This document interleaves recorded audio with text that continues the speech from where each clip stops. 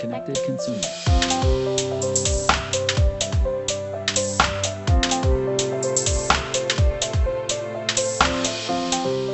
Hello and welcome to the Connected Consumer Podcast.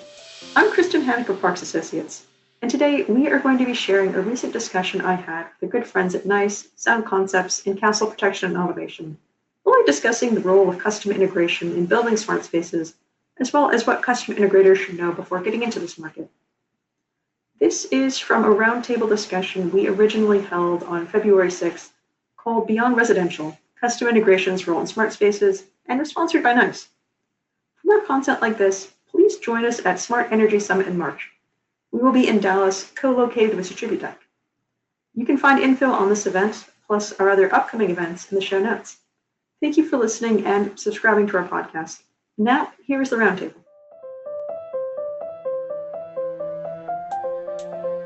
Hello, everyone, and good afternoon, or good morning, depending on where you are.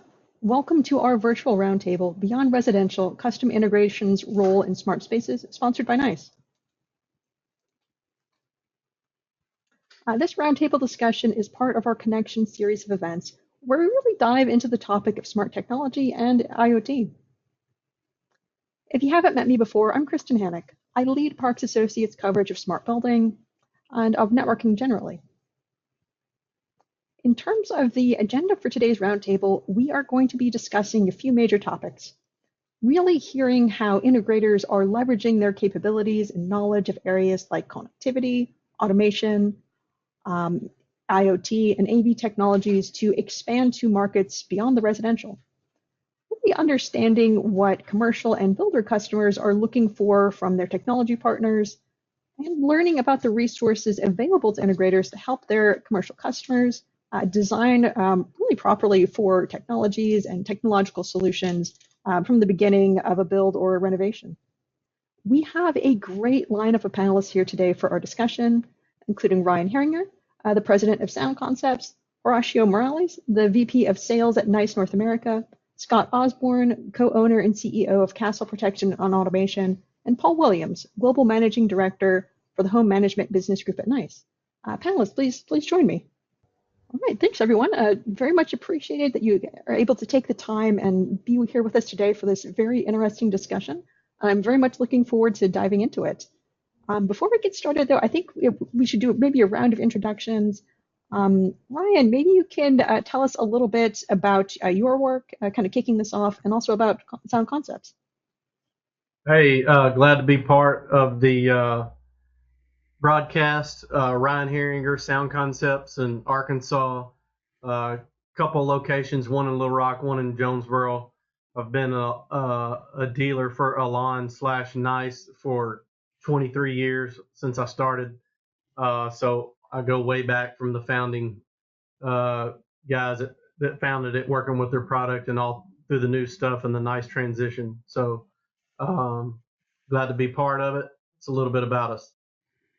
Very happy to have you here with us today, Ryan, and we're looking forward to kind of learning more about Sound Concepts and kind of where you guys are seeing the market go.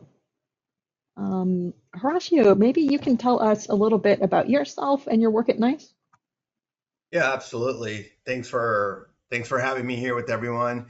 My name is Horacio Morales. I am the VP of Sales and leading some of the growth around Sunshade Solution and builder services here in North America. But I've also been working very closely on the international global market, supporting our efforts outside of North America. And I've been with the group selling the product since 2013. And again, focusing a lot in the smart space. All right, so a very good group at kind of what's going on, very good look at what's going on in the builder market, kind of what their needs are. So certainly something we're hoping to dive into. Scott, can you tell us maybe a little bit about yourself and your work at Castle? Sure, absolutely. Scott Osborne, Castle Protection and Automation. We're headquartered in Sarasota, Florida. I've been an integrator now for 34 years. I actually worked for NICE for a little bit back when it was Alon. I was a national sales manager for Nortech, and then about the time that NICE came in and did the transition, I started Castle Protection and Automation. We're a low voltage company, but we do, full home automation systems, and NICE is our only, concept that we put in. We don't use anything else, but we stretch all over the west coast of Florida, over to Orlando, have some projects on the East Coast. So we really were kind of all over Florida. Yes, I think I'm very much looking forward to hearing kind of how you guys are using these solutions and really what you've done. Right, and of course, we have here with us today Paul Williams, Global Managing Director for the Home Management Business Unit at NICE. Paul, I think some of our audience may already be familiar with you, the work you've done, but maybe you can give us a refresher. You bet. So first of all, Kristen and Parks, thanks for hosting this event, and thanks for involving us. We really enjoy these Parks events. I think they're incredibly informational, and a lot of great information that you guys share with the industry that I think helps our industry grow and helps us be successful at both sides of that, whether it's integrator or on the manufacturer side of that. So thank you. So a little bit about what I do. So my responsibility includes everything worldwide sales through delivery, through everything to do with smart home security and access control for NICE. And we're a global organization. We have almost 3,000 employees worldwide. I'm actually in Barcelona right now at the ISE event, so I'm calling in from places weather out here in Europe, where we also are growing a significant amount of business. So a little bit different perspective than the North American market, but something that's interesting. And have been in the smart home space for a little over 2 decades now. So it's a passion of mine as well. Yeah, so Barcelona, I should have said good evening at the start of this. That's quite the time zone difference. Yeah, I always forget what time it is. My clock is always off. Downside of travel. But yes, I'm very much looking forward to diving into this topic, and thanks so much everyone for joining us for this discussion. So I'd like to maybe tackle the first point of this kind of agenda, which is looking at the new opportunities for integrators. So my question to you guys to get this roundtable started, where are you seeing the biggest opportunities beyond the residential market for integrators? And Ryan, maybe you can kick us off.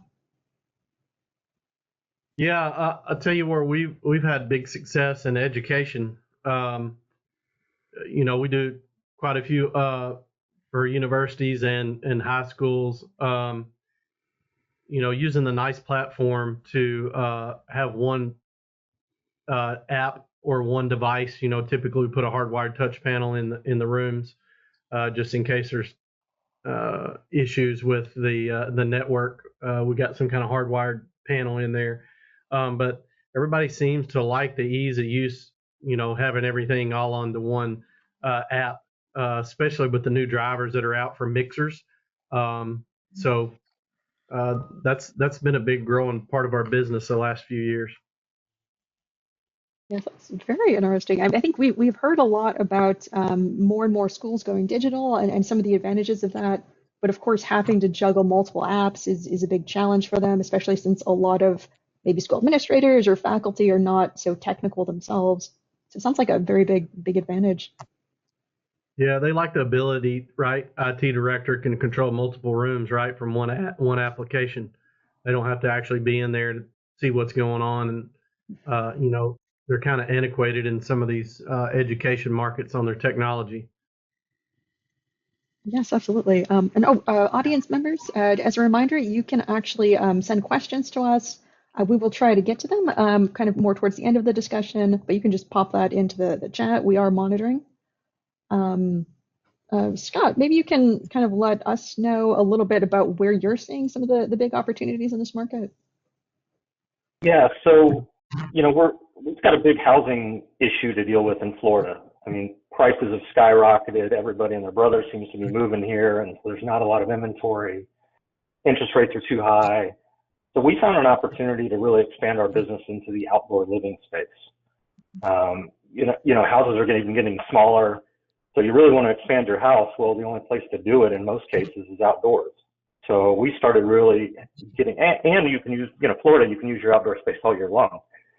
So, we got into doing landscape lighting, which we never wanted to do in the beginning, but we're doing it now. We're doing full outdoor kitchens, heaters, landscape audio. We're working with pool contractors to get the audio and the lighting around their pools. And it's really kind of paid off for us. It's a scary thing to think that a audio video company or a security company can sell kitchens, but we actually are being very successful at it. It's a brave new world that we're living in. Yeah. Yeah, I'll chime on that as well. We're doing the same, Scott. We actually built the outdoor display with a motorized pergola, and the exterior screens, even on the pergola itself, is kind of detached from the house. So, they can fully enclose it, with the nice exterior shades. And we use a pergola system called Structure. But and again, adding on the heaters and being able to control that stuff from the motorized outside screens, and those clear vinyl. Probably not so much for you in Florida, but for us in the South, well, Arkansas, wherever you want to call that. But it's cold right now. It's probably 45 degrees outside, and doing the dual rollers with the clear vinyl, so they can use their outside space when it's cold. That, along with the heaters, has been a really big success for us. We used to do one a year. Now we do them multiple times a month. Yes, I think the big advantage of actually being able to use your outdoors when it's that cold out. Horacio and Paul, what are your thoughts? Kind of where are you guys maybe seeing some big opportunities for integrators, maybe beyond even the residential market? I can chime in real quick, and then Horacio can. I'm sure he's got some other points too. So we're also seeing houses of worship. So a lot of these, I would say, some of these newer churches are using multimedia to be able to reach a younger audience. And so they much more look like entertainment spaces than they look of your historic churches. And so sharing of media, sharing of audio, good quality audio has been very important for these spaces. And then there's the whole effort of lighting control that goes along with that, and HVAC control. And that's something that our integrators do day in, day out when they are in the residential space. And you take that same concept, you can put it into houses of worship. As Ryan mentioned, into schools, very similar. You don't gone are the days of the chalkboard with the scratchy chalk going across it. It raises the hair on the back of your neck, but it's all digital. I mean, that's where we're at. And so the students in the classes expected to be digital and to be a technology, and then honestly, the younger generations that are attending these churches expect to have some multimedia experience, and we're seeing a lot of that, quite honestly, that's there. The other area for growth that we see is a byproduct of some of the residential business, and often our integrators, not just our integrators, but in the industry itself, will do a home of a CEO or somebody that works at a company, and they go, hey, you know what? Do you do anything with like boardrooms or with like office space?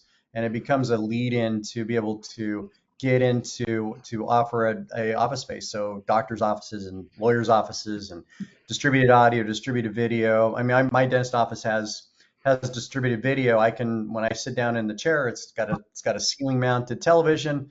He's got a list of movies. I can pick a movie, and he routes video to my screen so I can watch that while he's putting me through some pain. But at least it takes a little bit of that off there. So all of those are opportunities that I'm seeing that our integrators are participating in today. And I think that's going to continue to expand out. The commercial space is continuing to grow, and I think it's a good area for dealers and integrators to be able to diversify their business, because the honest fact is, and both Ryan and Scott have seen this, it's up and down. I mean, housing goes up, housing goes down, building commercial goes up, goes down, and being diversified helps you level your business out so you're not held hostage by those big ups and downs. You can level it across. When housing's not doing so great, you move more to commercial. When commercial's not moving great, you move to residential. And the smart integrators have proven that, and these guys stand the test of time. They've been in it for such a long time. The reason they have that longevity is because they're flexible and because they're able to move to where the demand is. And the integrators that can't make that leap are the ones that we don't see anymore after a while. So they don't make the adjustments necessary. So anyway, there's mine. Yes, you have to go where the market takes you, though. You do remind me. I went to my dentist yesterday, and they had a TV on the wall that was playing a very calming nature scene, and I'm sure, they get a lot of use out of that.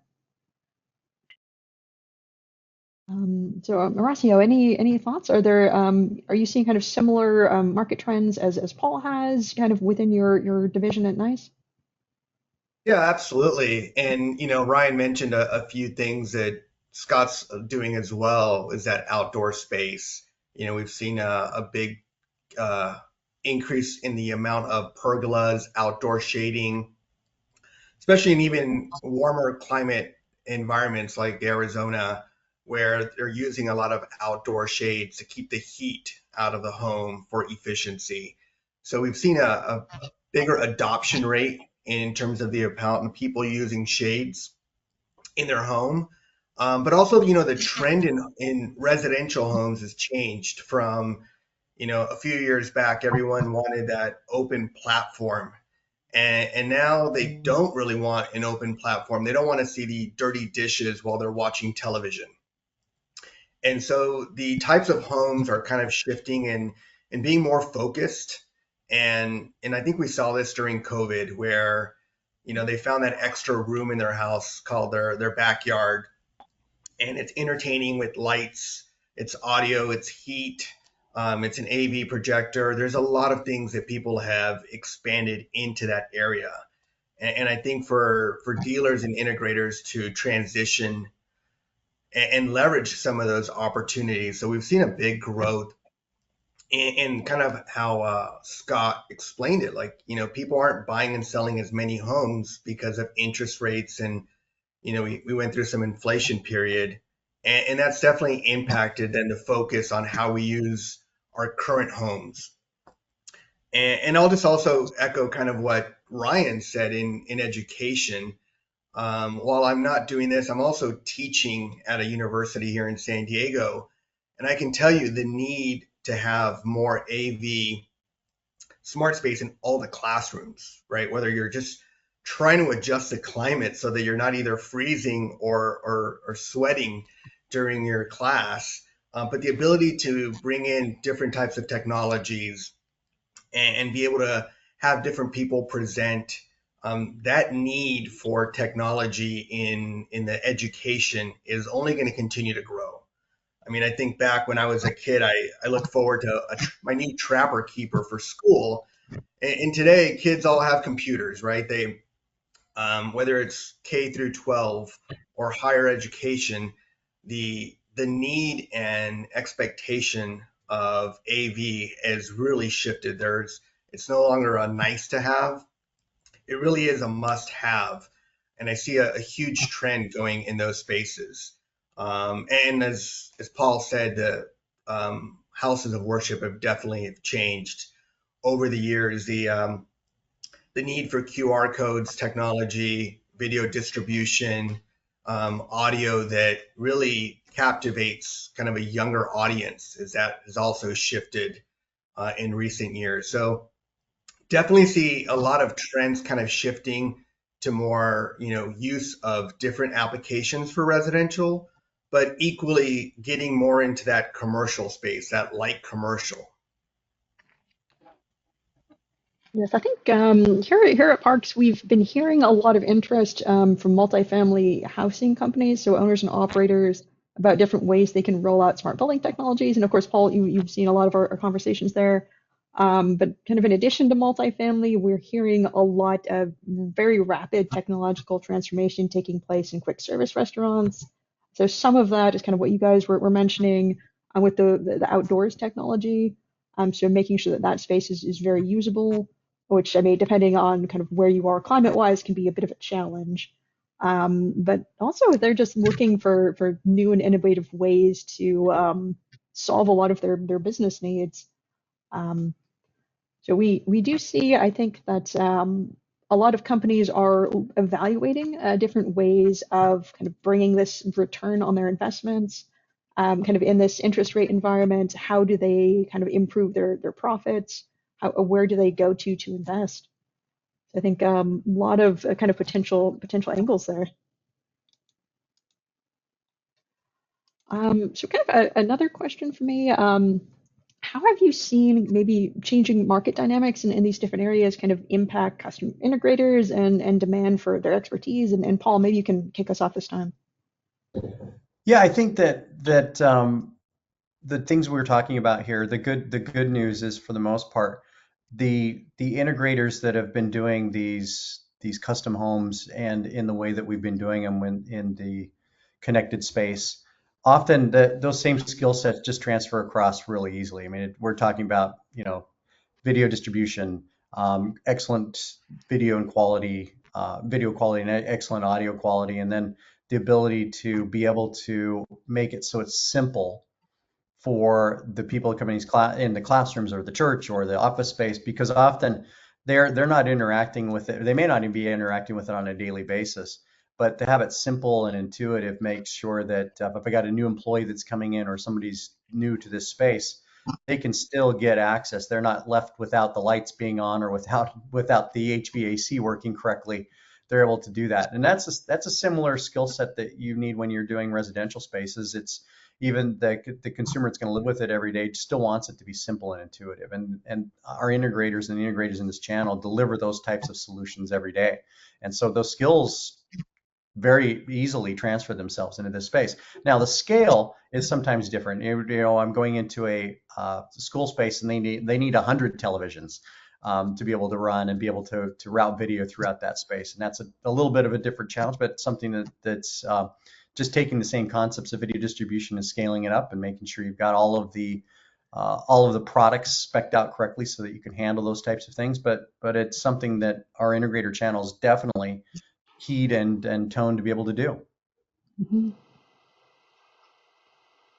Yes, I think it's a lot of kind of very good skills that can transfer over pretty well to these other areas. I'm sure Ryan and Scott, you're likely seeing a kind of similar demand, similar changes. Yeah, I mean, for me, it's the ease of use, kind of like what Paul said. But it's also, we use the same products pretty much for residential that we do in commercial. I would say the only exception is maybe access control. But our big thing is we don't like to roll a truck. And that's why, we stick to one platform. We stick to the nice platform, whether it's residential or commercial. And we can automate, their entire business just like we would their house. And we can set it up to make it so easy that we don't roll a truck. And if there's an easy, automation change, we can do it remotely. It's big time important for us to make sure, the network is solid to begin with, because that's the backbone of any control system. And then the parts and pieces that we're putting in are going to be user friendly and easily serviceable from a remote, laptop. And that's our key to using our strengths that we do in a house. We just carry it right over to a building, and like Paul said, it's just scalable. Everything's the same. Yes, I think the benefits of automation can't really be understated. So I've been talking to kind of different folks at maybe smaller businesses, maybe larger businesses, and some of them have seen, even with rolling out smart thermostats and kind of setting those temperature ranges, they've been able to save thousands per month on heating bills. Kind of thinking about maybe QSRs, so being able to keep track of the inventory that they have in stock, kind of automatic ordering, things like that. It's a tremendous kind of cost savings, big improvement also operationally. I'd say a lot of potential benefits. Hey, Kristen, I will just also add kind of to what Scott was mentioning and Paul, there's the transferable skills for an integrator. It's pretty seamless for them to move over into a commercial application. Whereas from like a building perspective, there are significant higher cost and regulations, right? How you would do a tenant improvement on a residential or remodel would be completely different in commercial. And often it's a different person because of the regulations and codes that you have to adhere to. In the AV space, of course, these standards are universal, and it's a lot easier to transition into that light commercial, and the usability. Paul mentioned a lot of people, CEOs will do a nice house on the beach and say, well, can you do my office building or can you do my friend's house? So oftentimes it's using the same technology and then just utilizing some of the needs in the market, right? Which energy is a big one, and being able to save cost on energy, and with a relatively universal T-stat that you can use across the board. That commercial space is a lot easier to get into. It doesn't have that commercial grade requirement or codes. It's all the kind of same standards. And that makes it a lot easier for integrators to kind of transition back. Yes, able to take kind of a nice standardized approach to kind of what you're doing and where how you're rolling things out. And I think you bring up a great point, Horacio, which is just a lot of maybe decision makers who are kind of basing their choices about what technology to use kind of from their personal experiences. And if they have a nice solid personal experience with kind of an integrator with a technology, they're more likely to kind of look to that again in the future. Oh, we did get a question in from the audience that I'd like to kind of make sure to cover and ask. So this one is asking kind of what is the importance of the network router for installation and services of connected devices, and how are integrators maybe addressing privacy and data concerns kind of in these new markets? This wasn't addressed to anyone in particular, so whoever would like to kind of talk to that. Those are great Ryan and Scott answers. They're the professionals. Typically what you're going to see in a commercial space, probably the majority of the time, is they're going to have their own IT group, and they're going to give you IP addresses for your devices a lot of times. Now, there are times we go do the whole network, but in a lot of these, especially if it's a larger commercial project, you're not going to be doing the larger network for them. So you're going to get static IPs for the majority of your devices. So to answer your router question, in this new space, that's not on you. That's on that IT group typically. Now, we like to do our own network, but majority of the time, that's not the case that you're going to find. So that's a big change on the residential, where you're doing top to bottom on the network. So anyway, that's my 2 cents on that. Something to watch out for if you're getting into into commercial. Yeah, so maybe having to kind of work with a coordinator kind of on the commercial side of things to make sure that the network is spec'd properly for what you guys need to do. Yeah.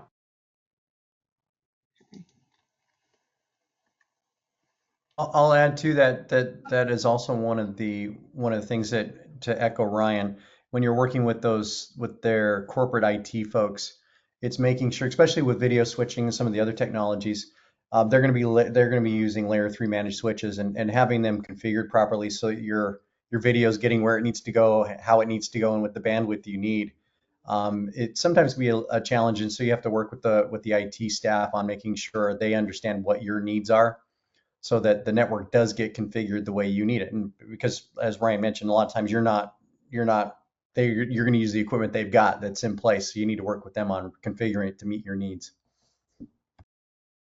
Just making sure you're kind of on the same page as decision makers, and kind of you've got your stakeholders aligned.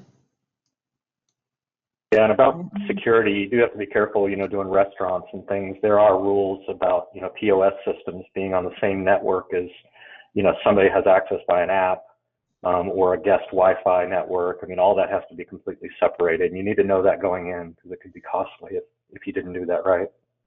Yes, is that on could you do a virtual LAN and have that separated on the software level, or do you actually have to have separate hardware?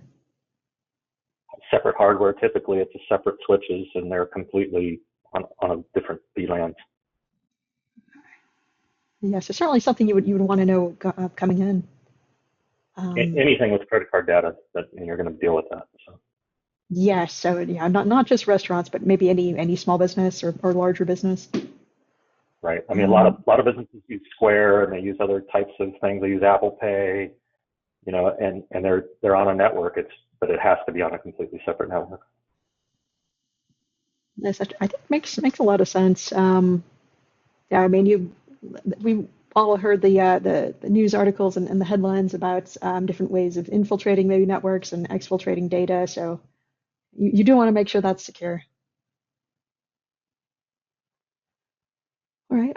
So yes, I think next question for me. I think we touched on this a little bit already, which is, of course, talking about how to leverage maybe a custom integrator's strength when it comes to kind of getting into these new channels. And I think we are actually covered quite a bit about this. So knowledge of products, of networking protocols, kind of skill in making applications kind of work for unique customer needs, kind of the expertise in infrastructure planning. Were there any other kind of points you guys would like to touch on? Make sure the audience kind of have a clear picture of.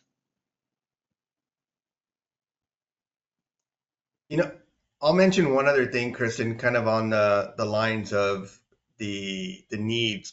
Ryan was talking about, when you're doing a networking for a commercial building, you are working with the IT department, so you have to speak their needs, right? You have to understand what their parameters are, what they're going to give you in terms of IP addresses. Thinking about builders, for example, you have to speak their language, which often is cost savings. How are you going to help them save some money in building these houses, in adding value, right? When we're talking about outdoor infrastructure, you have to kind of speak their languages, know your audience in that terms, and what's most important to them at this point in during the phases. How you incorporate into these projects is equally important, and I think that implementation often gets overlooked. On paper, it's like, yes, I'm going to work with the IT department, but know your audience, right? Know the demographics of the people you're going to work with and how best to work with them. In the same token with builders, and what's important to them, how important time is to them, and what else they have going on, so that you learn to kind of incorporate yourself into their ecosystem is really beneficial. And again, I feel like one of the biggest challenges integrators have oftentimes with builders is that how do they adapt to the direction and tempo that builders are working at and understanding their needs. And sometimes there's a little bit of hiccups and some learning opportunities that come of that. But that's something that I've seen that would really benefit a lot of integrators, is kind of understanding what infrastructure they're working with and they're adapting to them. Yes, I think that's a very good point. Of course, you're having to collaborate kind of with folks at these companies, the IT team, and sometimes they might not have their own internal IT team. They might actually be working with an internet service provider or a managed Wi-Fi provider who has kind of run these networks for them, managing the actual routers and gateways. So potentially kind of working even with a third company as well. So a lot of potential moving pieces to keep up with. So certainly having a game plan for that, kind of folks you need to talk to, kind of regular schedule of meetings might be a good way to approach things. Okay. So yes, I think you also, Horacio, you raised a very good point, which is how exactly are kind of custom integrators best able to navigate these commercial and builder markets. So I think we do need to talk some specifics here. What are they maybe needing to know about understanding client needs and building partnerships and engaging with builders? And Horacio, since you raised these good points, maybe you can kick us off. Yeah, absolutely. I was talking a little bit about commercial, and if you've ever done a project at an airport, you don't just show up and do the work on the day that you want to. You have to work with these companies that specialize because of security, compliance. There's a lot of organizations and standards that you have to comply with, and I think it's really important to understand, again, those dynamics. What's expected of you as you're going into developing these relationships. As I said earlier, I think one of the key things for integrators is really understanding the tempo, the speed at which they're looking to deploy and execute, making sure they're consistent. I mean, these are basic blocking and tackling, but oftentimes I think it gets overlooked. And And at the end of the result, you don't have the time to deploy your product. Sometimes there's tight windows of when you're allotted to work in some of these commercial applications. I know it's very different on the residential side, but these commercial projects have, multi-location development sometimes, and there's different people and departments involved. So it's a lot of orchestrating that you have to do in addition to doing the job in itself. But it's certainly a big opportunity. You mentioned this earlier, Kristen, is that the decision making of this is really understanding what's most important to those departments and the people that are supporting it as well. And those things get overlooked. And I think I'm focusing really on the execution part of these, because we all know that there's commercial a lot of opportunity, but how do you take advantage of that? And what are those things that you need to do to be successful in getting into a house of worship, into universities, restaurants? Scott mentioned those POS systems. Those are really important, and there's some pretty steep cliffs. If you're not paying attention, you can find yourself kind of getting mixed up there. Yes, I think that's a lot of very excellent points, Horacio. I guess Scott, Ryan, when it comes to maybe new markets that you guys are looking at, kind of coming up with a game plan and strategy, how do you guys usually approach things in terms of maybe doing some background research, kind of coming up to speed on what exactly is needed, kind of how best to maybe talk to these folks and get a game plan together? You want to go, Ryan, or you want me to? Go ahead, Scott. Okay. Our biggest thing is, getting your foot in the door. I mean, whether it's commercial or whether it's builder market, it's you got to know about that client or that builder. And a lot of times it's not the way you think. A builder, for example, a lot of people think you just walk into the purchasing manager's office and show them your brochure and your pricing and you get the job. I mean, it's way harder than that. We kind of use pains. We put our ear to the ground and start talking to people, talk to their other trades that they already use. The framing contractor, their electrician, and even pool contractors, and what's wrong with the AV company they use now. And it may be just that the guy they use now doesn't show up on time, and you can win a job based on just having that knowledge. And a lot of times too, it's not who you think is the decision maker. So you really got to find out who is the decision maker, who's the one that's going to pull the trigger. Maybe it's approaching the owner of the company about his own residential house, and knowing that if you do a good job there, you'll get in on his builder side of the business. Or a community, you see the builder's sign out front, but it's really not the community that makes the decision, it's the architect. So you just got to find out the avenue that's best going to get you the job. And that's kind of what we try to do. It's difficult, it takes time, but you got to be patient. You got to keep in front of them, in front of mind. And the day that they need somebody and they need you, that they'll remember you. And so lots of kind of talking to folks in the industry, kind of hearing what they have to say, kind of putting together this picture of the different companies you may be interested in, or different kind of markets that you're looking to. Okay. I guess, Ryan, what are maybe your thoughts? Kind of how do you guys go about this process? Can you clarify that question again? What you were asking? I think. Oh, sure. We prepare to go into like a new market or something we hadn't done before. Is that right? Yes. So yes, how do you kind of enter into a new market? Are there like specific research steps that you take? Kind of what's your general strategy, general approach? I typically call other friends in the industry. If it's something I hadn't done before, which is kind of, we've done a lot in 23 years, but there's guys that have been doing it longer, or maybe you hadn't been in that segment of a market. It's it's always good to call.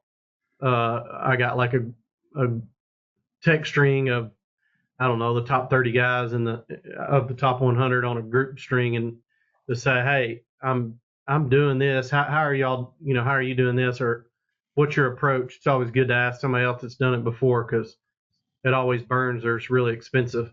So I learned the hard way. Yeah, Well, so you don't another want point to that. Okay. Sorry, Kristen. Ryan, a great point to that is, and we've done that. We've jumped into something we didn't know what we were doing and learned the hard way. If it's a new product or a new technology or whatever, we put it in my house, or we put it in one of our salesperson or installer's house. We practice with somebody that's okay if we mess up, and that's how we figure it out a lot of times. Yes, working out the warts. I was just going to say something like kind of as you were saying, Scott, the requirements around payment systems is not something you want to kind of stumble across after the fact. And Paul, I guess any thoughts, maybe stuff that you have to add? Yeah, I think that there's some really good insights there that both Scott and Ryan brought up. That decision maker is a really big point, and so you can spend a whole lot of time, especially in that commercial space, talking to somebody that's actually not making the decision, and get you not and you don't get the job because you weren't talking to the right people. And so it's very important to understand at the end of the day, who's going to sign the contract that's going to get you the job, and then who ultimately is responsible to pay you. So you get paid at the end of the process. And those are fundamental questions you need to understand, so you understand what's there. But more importantly, so that you're making sure what you're proposing is going to hit exactly what they're looking for. And there could be different viewpoints if you're talking to a company that's got several individuals, and you got the IT folks, you've got the building manager, you might have a property manager you're talking to at the same time, and then you got the building owner, and all of them may have different ideas of what they'd like to have happen. And one of those people is going to be the person that ultimately is going to decide whether or not you're getting the project. So it's important for you to understand that. I think the other thing that goes along with that is that understanding as you're getting into these, that the build cycle, I mean, building's building, but the build cycle can often be different in those spaces too. I go into a school, I may not have access to that space between the hours of 8 and 5, and I may have to readjust my crew to be there after hours, after school's out, for me to be able to have access to the space to do the work, because they want to keep their classes functioning. They don't want them to be torn down while they're in the middle of that. Maybe one of the things, maybe they can work around you. Those are things to understand too, because that's going to affect your work schedule. It's going to affect your crew, to know what you're getting yourself into, and that also should affect your quote at the end of the day, so that you're not in a bad situation there too. So understanding all those things up front, I think, are incredibly important. When will you have access to the space? How will that space be accessed? Can you have after hours access to the space, and if you need it, or what are the rules of engagement that you're going to have? I think those are incredibly important there.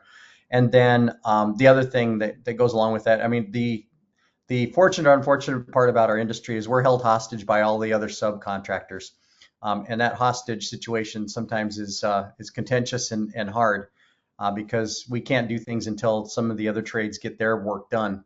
That even gets more complex in these commercial spaces when I'm dealing with commercial contractors. The residential guys that you work with, they're used to that kind of flexibility, so they understand it for the most part. But sometimes in these commercial spaces, they're commercial contractors. They only do commercial space, and they're not used to having to do this type of work and working around this other trade, which is our trade, that they may not even understand at all. And so I think that educating those folks is also important to do at the onset and in the pre rounds of this, so they understand how you do business and what your expectations are. Yes, I think we actually had another question in from the audience on a similar vein, kind of asking how maybe working with IT groups, maybe with internet service providers or kind of other third parties, how do you validate the network to make sure that the system is sufficient for what you need? Maybe kind of different tools, different approaches. And then, yeah, it's again, not to anyone in particular. So whoever wants to kind of hop on and answer, feel free.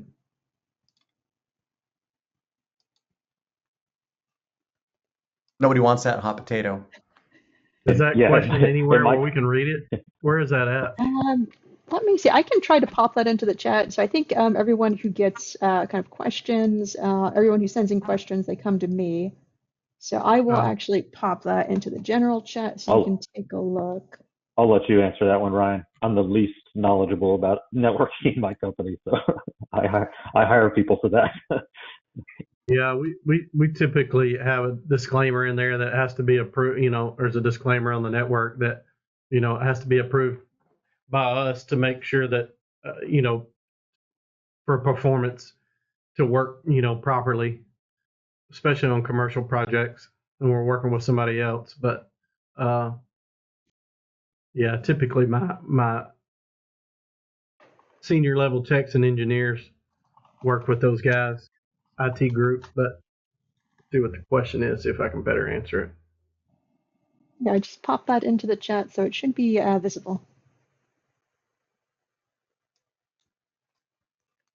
I can say that kind of talking to folks in the multifamily housing industry, sometimes there are kind of different ways of testing network strength at different locations, just kind of pinging the network, making sure that it can kind of operate at the bandwidth that is required. Sometimes this does take like actual manpower, boots on the ground. There are sometimes different automated ways of doing things. But I'm not necessarily someone who's done that herself. So, Kristen, what I'll add in there too is that the biggest part of that is making sure that that IT group, if it is indeed another, if you're not putting the network in, you're working with an IT group that's external, or with the company itself may have their own IT staff. The biggest part of that is making sure they understand the requirements of what you need. If I'm doing video distribution, what are the bandwidth requirements I need? What are the ports that I need to run on? What is the system architecture I'm running on that property? What do I need? So that you're giving them a distinct list of requirements, and that they, for the most part, if they're IT professionals, once they see that, they can then start to validate whether they've got that capability, and if they don't, what they're going to need to do to get that capability, or to readjust their networking topology to adjust for what you're trying to do. And then at the end of the day, that's some of the thing that's going to end up as you start trimming this thing out. You're going to figure out pretty quickly what's working and not working at the end of the day.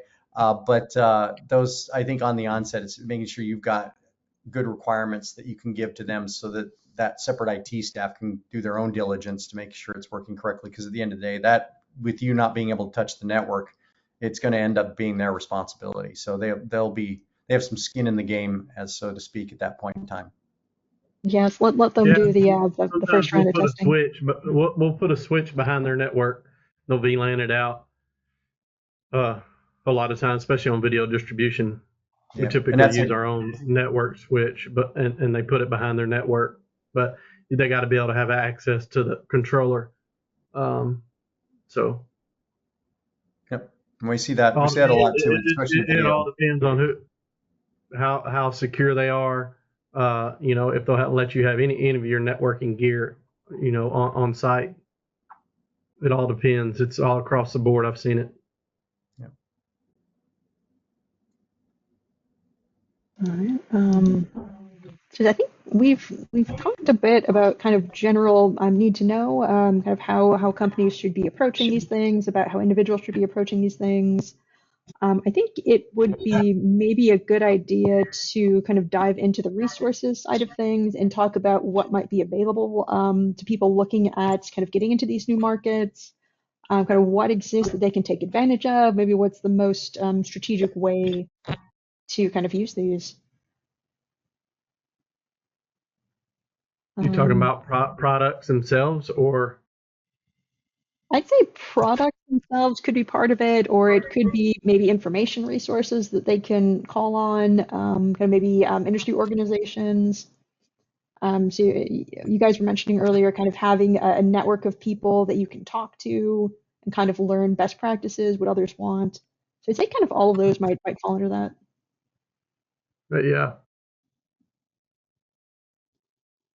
Yeah, I would say that the first thing is to start with most manufacturers have good documentation that's in place that you can educate yourself about what that is. And that could include online training, could be live training that also educates you about what the capabilities are of those products and those solutions that they have. I think that's a valuable resource, the manufacturers themselves.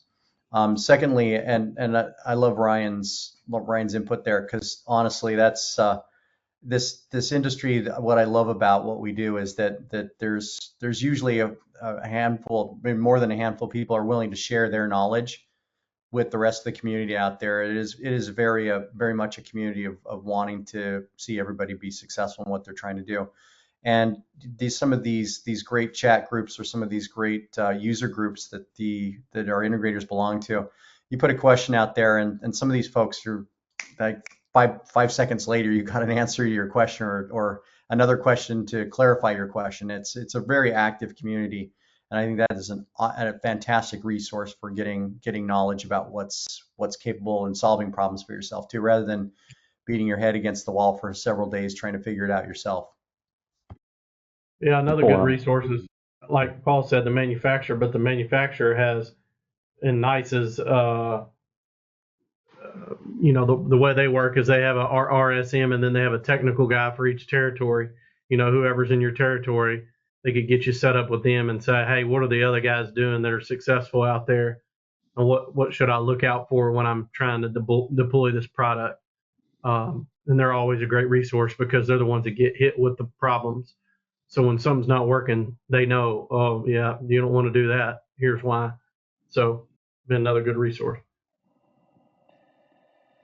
Yeah, and Ryan, I would echo that and say that you can also look at general contractors, architects, and IT teams.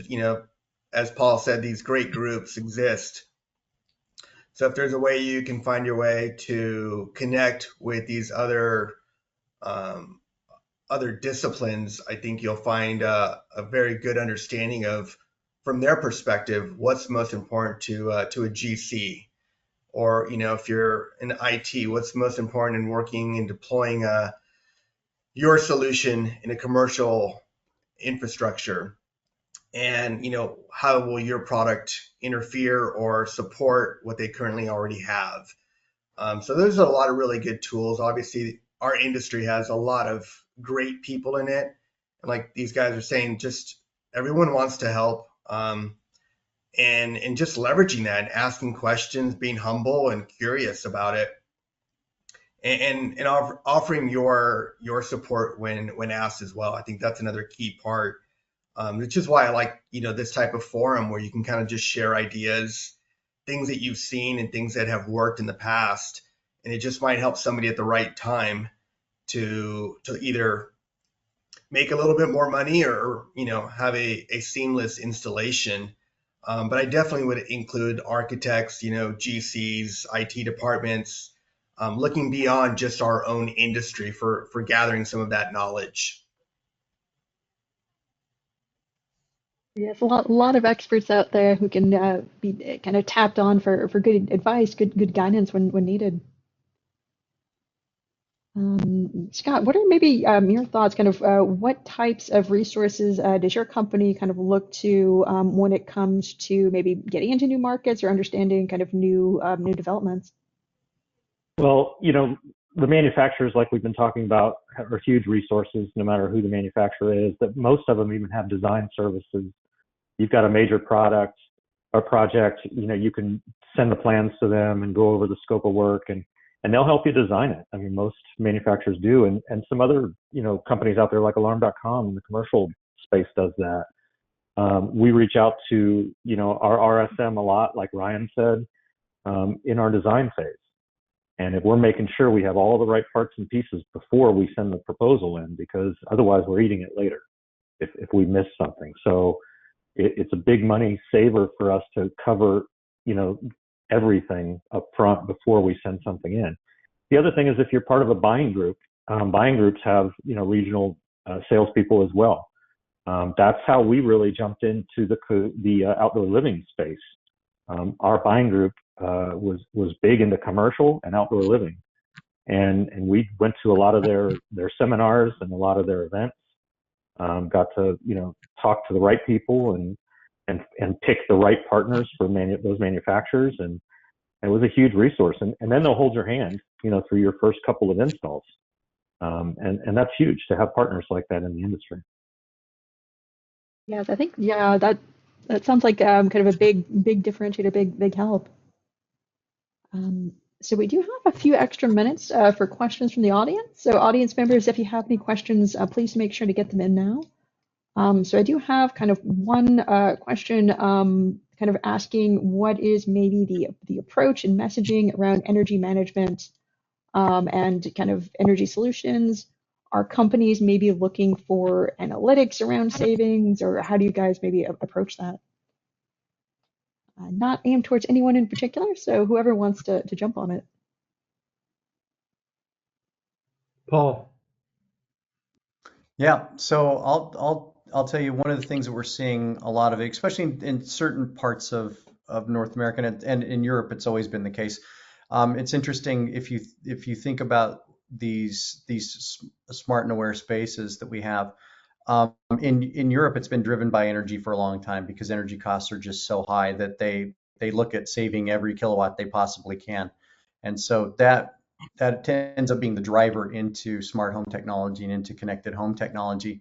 Where in North America, it's primarily been driven by audio, video, creature comfort features, whatever it is. Those are the on ramps often into this smart and connected space environment.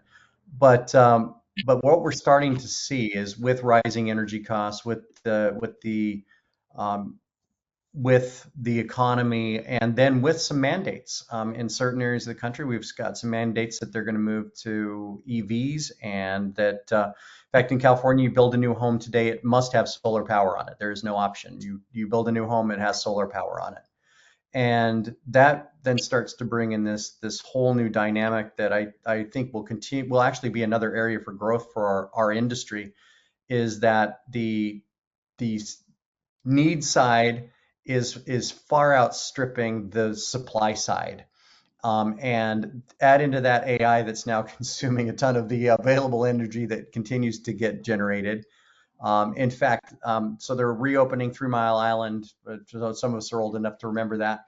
But the nuclear site, it's literally going to only be used for Microsoft's big AI site. That's its whole purpose. Will be generating energy for its AI site, and it's not going to get any better. We keep adding EVs. We add more electronics to our home, and honestly, I'm a firm believer that this industry is going to be the thing that helps save that, because once again, the supply side is not going. It's getting outstripped by the demand side. And the way that we're going to be able to battle that and be able to compensate for that and not be in periods of time where you have no power is by smartly using the energy that is being generated. And that's where our technologies and where this industry's technologies come in play, to load shed, to load manage, to be able to balance power that's in the house and be able to use it efficiently. And I think that's going to be another big area for growth as we move into the next decades here, looking forward as we continue to see that move. So I know that was a little bit of a diatribe from where we're at, but at the same time, it's a good time to get educated about smart power. It's a good time to get educated about what you can do to be able to save on energy costs, be able to measure energy that's being utilized in the home, or in commercial spaces. It's even more important there.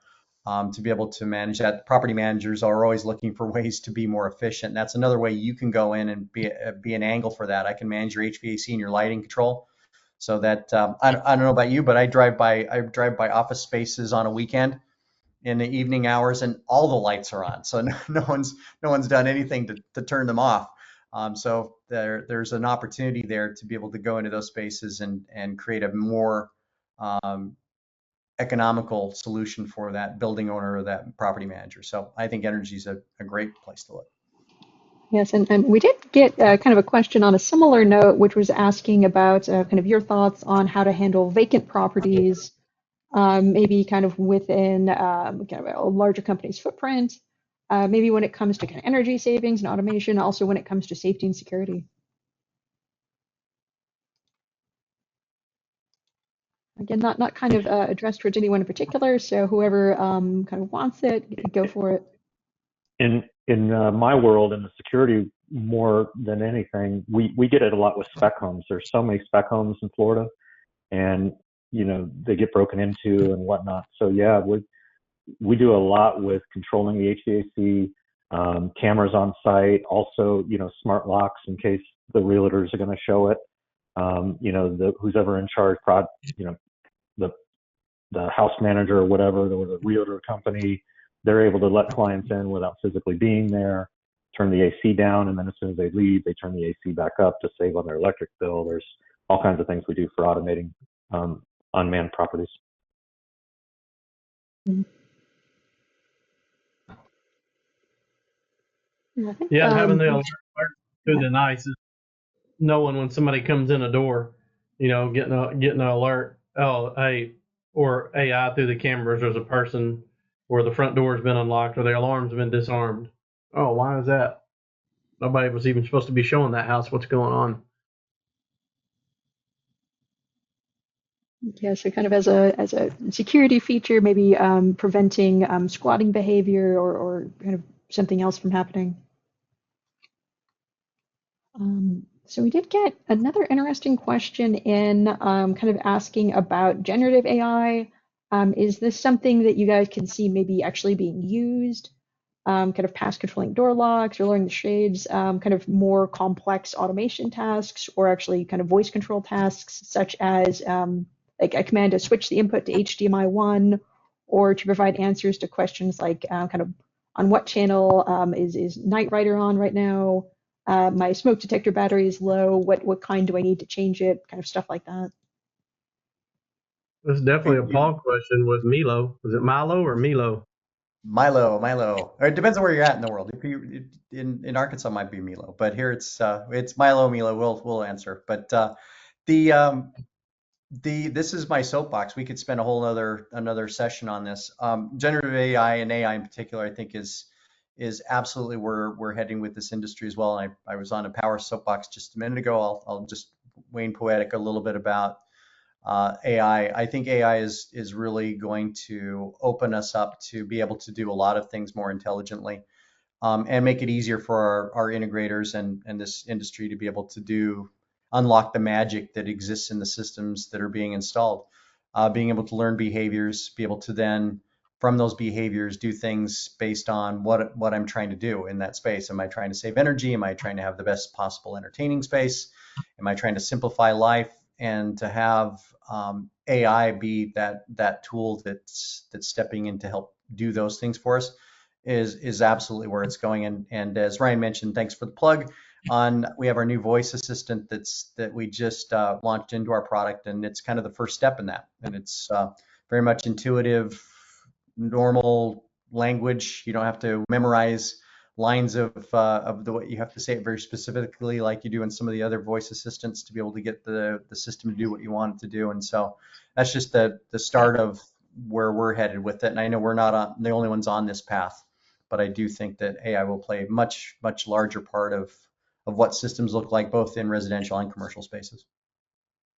How are these current customers going to add that AI onto their? Is that going to be a box? Y'all foresee it like a box you add onto the controller? Yeah, I see it as the way we're envisioning that is something that will absolutely require the integrators to be involved with and setting up and configuring, making sure it's working correctly. But we see that as, because of the processing power that's necessary, we see that as kind of a separate add-on to our existing ecosystem to be able to do that. There'll be some cloud elements of it, obviously, because it's just the way it works. But there's a lot of work. In fact, I'm here at the show, at the ISC show, and we're seeing a lot of edge processing that's really just outstanding now, that you can do so much locally now.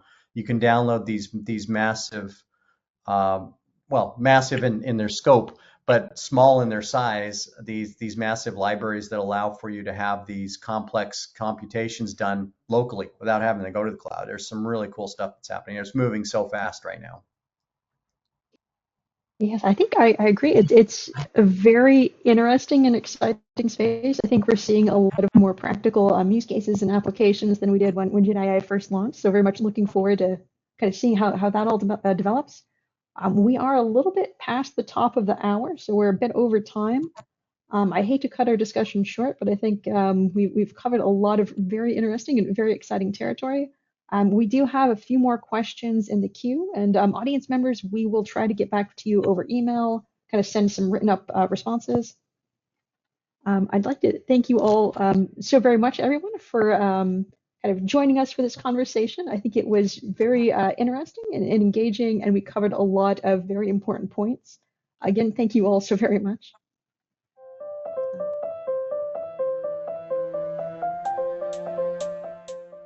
Thank you all so very much for listening, and a special thank you to NICE, Sound Concepts, and Castle Protection and Automation for your participation. Our next virtual event is going to be held on February 20th as part of our Smart Spaces track of events, including a session I'm going to be moderating on growth in multifamily technologies. I hope to see you then.